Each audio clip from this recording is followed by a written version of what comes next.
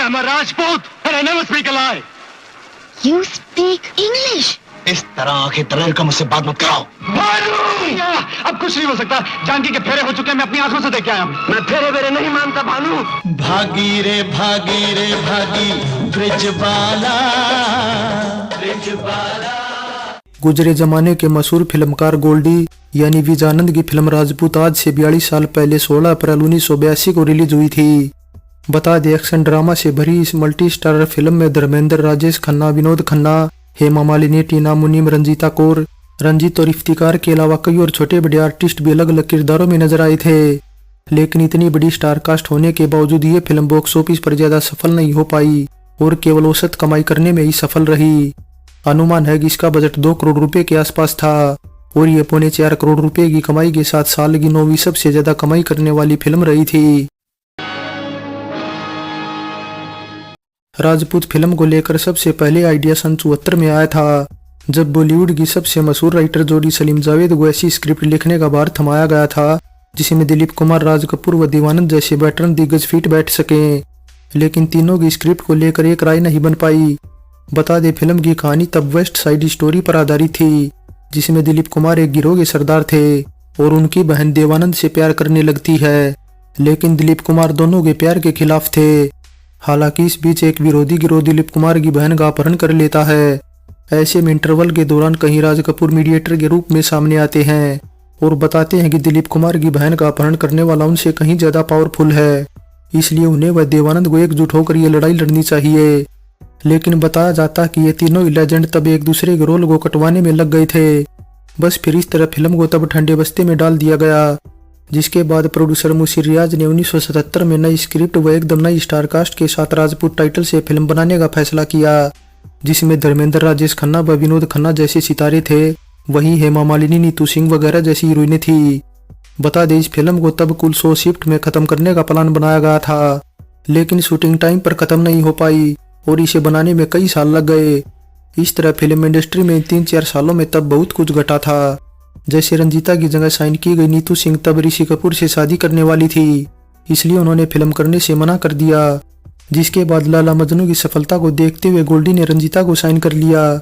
इसके अलावा देवानंद की खोज रही टीना मुनीम को भी देश परदेश फिल्म के बाद उन्होंने साइन कर लिया। इसी तरह 1980 में जब दिल का दौरा पड़ने से अजीत को भी फिल्म छोड़नी पड़ी तो उनकी जगह नूबी रहमान फिल्म करने को तैयार हो गए। बता दे, रहमान की आखिरी फिल्मों में से एक है। इसके अलावा गोल्डी तब प्रेमनाथ को भी फिल्म में विलन वाला इंपॉर्टेंट रोल देने वाले थे, लेकिन प्रेमनाथ उन दिनों दूसरी फिल्मों में बहुत ज्यादा बिजी थे, इसलिए उनके इनकार करने के बाद ये रोल निभाया था रंजीत ने। जब तुझे मालूम होगा कि हम कौन हैं, तेरे ये आंसू हंसी में बदल जाएंगे। वैसे एक बात यह भी है कि राजपूत की कहानी को लेकर गोल्डी काफी भावुक थे और इसी वजह से उन्होंने यश जौहर की फिल्म दोस्ताना का भी डायरेक्शन करने से इनकार कर दिया था। दरअसल उस टाइम गोल्डी 2 फिल्में राम बलराम और राजपूत को लेकर बिजी थे, इस वजह से दोस्ताना का डायरेक्शन राज खोसला ने किया था। इसके अलावा गोल्डी शुरुआत में इस फिल्म में अमिताभ को भी लेना चाहते थे। बता दें, उन्होंने अमिताभ को विनोद खन्ना वाला रोल ऑफर किया था, लेकिन धर्मेंद्र और राजेश खन्ना की भूमिका को ज्यादा अहम बताते हुए अमिताभ ने कदम पीछे खींच लिए व करने से मना कर दिया। जिसके बाद गोल्डी व मुशीर रियाज ने उनकी जगह विनोद खन्ना को साइन कर लिया, क्योंकि दरअसल गोल्डी और विनोद खन्ना तब दोनों ही रजनी सोसो के शिष्य थे, इसलिए आश्रम में ही दोनों में दोस्ती हुई थी। हालांकि फिर राजपूत ही वो फिल्म रही जिसके निर्माण के दौरान विनोद खन्ना ने फिल्मों से संन्यास लेने का ऐलान कर दिया और अपना घर बार सब कुछ छोड़कर अमेरिका ओशो की शरण में चले गए। हालांकि जाने से पहले विनोद खन्ना अपनी शूटिंग व डबिंग पूरी करके गए थे, लेकिन फिर बाद में गोल्डी को उनके कुछ सीन शूट करने थे, इसलिए गोल्डी ने स्क्रिप्ट अमेरिका भेज दी। इस तरह विनोद खन्ना ने अपने सीन को अमेरिका के एक स्टूडियो में शूट कराया और रील वापस भारत भेज दी, जिसके बाद फिर उन सीन को गोल्डी ने फिल्म में शामिल किया।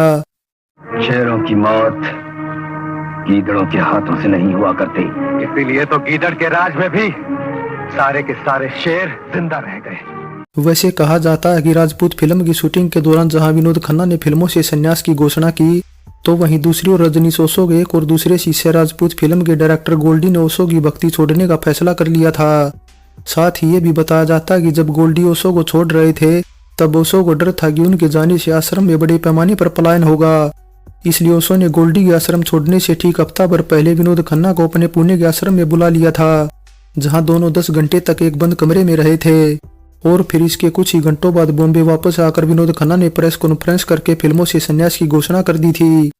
मेरे संग संग आया तेरी यादों का मेला। वैसे बॉलीवुड में सिर्फ गोल्डी ऐसे नहीं थे जिन्होंने ओशो को ढोंगी करार दिया, बल्कि ओशो के शीशों में पहली दरार 1972 में सामने आई थी, जब संगीतकार कल्याण जी और अभिनेता महिपाल ने ओशो को छोड़ा था। राइटर अनीता उपाध्याय की बुक एक था गोल्डी के मुताबिक राजपूत फिल्म का मुहूर्त क्लब 1977 में लिया गया था, और ये वही दौर था जब धर्मेंद्र हेमा का प्यार उफान पर था। इसलिए तब एक जर्नलिस्ट देवयानी चौबल ने धर्मेंद्र व हेमा के संबंधों के बारे में काफी कुछ लिख दिया था, जिससे धर्मेंद्र की पारिवारिक जिंदगी में काफी उथल पुथल भी मच गई थी। इसलिए राजपूत फिल्म के मुहूर्त पर धर्मेंद्र ने जब देवयानी को देखा तो गुस्से में आकर उन्हें फौरन बाहर निकलवा दिया। इस तरह एक किस्सा ये भी बनता है कि राजपूत फिल्म बनने से पहले धर्मेंद्र और हेमा जहां केवल एक प्रेमी प्रेमिका थे, वहीं शूटिंग के दौरान दोनों शादी के बंधन में बंध गए थे। यहाँ तक कि राजपूत फिल्म की कुछ शूटिंग हेमा ने प्रेगनेंसी के दौरान भी की थी, और फिर फिल्म रिलीज होने से पहले ही हेमा मां भी बन गई थी। बता दें, हेमा ने 2 नवंबर 1981 को बड़ी बेटी ईशा देओल को जन्म दिया था। बड़े भाई देवानंद के बाद डायरेक्टर विजयानंद की जोड़ी जिस एक्टर के साथ खूब जमी वो थे धर्मेंद्र, क्योंकि एक तो विजयानंद और धर्मेंद्र ने फिल्म हकीकत में बतौर एक्टर साथ काम किया था, वहीं इसके बाद आई फिल्म ब्लैकमेल राम बलराम और राजपूत का डायरेक्शन गोल्डी ने किया था और धर्मेंद्र इसमें बतौर एक्टर नजर आए थे। लेकिन अब राजपूत को बनाने में 8 साल लगे तो उन्होंने कहा कि इस फिल्म ने उन्हें थका दिया, क्योंकि वे जब भी शूटिंग शेड्यूल की कोई योजना बनाते तभी कोई न कोई गड़बड़ हो जाती थी। इसलिए फिल्म पूरी करने के बाद गोल्डी ने घोषणा की कि वे बहुत थक गए हैं और फिल्मों से ब्रेक लेना चाहते हैं। ऐसे में गोल्डी ने ब्रेक के बाद वापसी की फिल्म मैं तेरे लिए से, जो कि 1988 में रिलीज हुई थी, लेकिन न तो ये फिल्म चली और ना ही गोल्डी के डायरेक्शन की तारीफ हुई। इस तरह गोल्डी के डायरेक्शन में बनी राजपूत आखिरी मेजर फिल्म है जो सिनेमाघरों में रिलीज हुई थी और कुछ हद तक सफल भी रही थी। मुशीर आलम और मोहम्मद रियाज की जोड़ी ने 1970 में आई फिल्म सफर से बतौर प्रोड्यूसर अपने करियर की शुरुआत की थी। फिल्म ने भी ठीक ठाक कमाई की थी, लेकिन इसके बाद 1976 में आई महबूबा, बैराग व 1980 में आई अपने पराई जैसी फिल्में बॉक्स ऑफिस पर कुछ खास कमाल नहीं दिखा पाई। हालांकि इसके बाद मुशीर रियाज को 1982 में पहले तो कामयाबी मिली फिल्म राजपूत से और फिर दूसरी कामयाबी मिली थी फिल्म शक्ति से। मेरी रगों में राजपूत का खून है, कुछ भी हो जाए तुम्हारा सुहाग नहीं उजलेगा। वैसे कहा जाता है कि राजपूत को बनने में जब कई साल लगे तो मुशीर रियाज ने इसे जल्दबाजी में रिलीज कर दिया था, जबकि गोल्डी के मुताबिक अभी कुछ सीन शूट करने बाकी रहते थे। कम से कम एक शेड्यूल की शूटिंग बाकी रहती थी, लेकिन आखिरकार इसे रद्द कर दिया गया।